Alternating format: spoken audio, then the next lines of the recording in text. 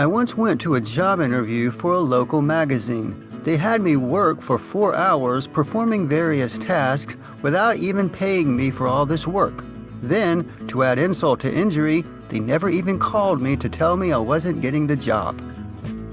Meaning of the English idiom, add insult to injury.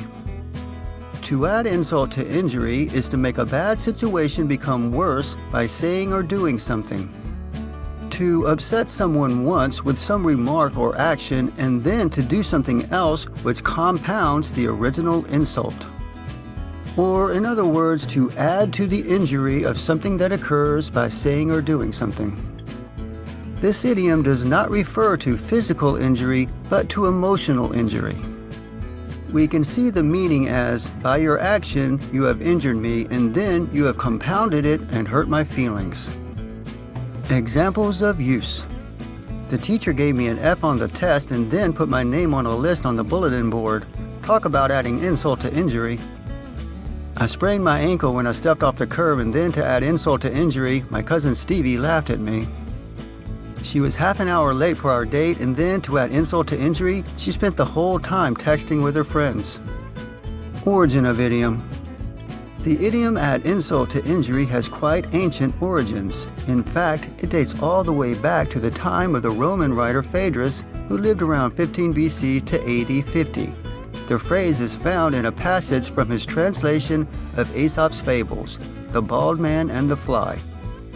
In the story, a bald man is bitten on the head by a fly. In trying to swat the fly, he misses and ends up bonking himself on the head very hard. The fly laughs and says, "You wanted to avenge the prick of a tiny little insect with death. What will you do to yourself who have added insult to injury?" The man replied that he would feel just fine about himself because he knew that it was not his intention to harm.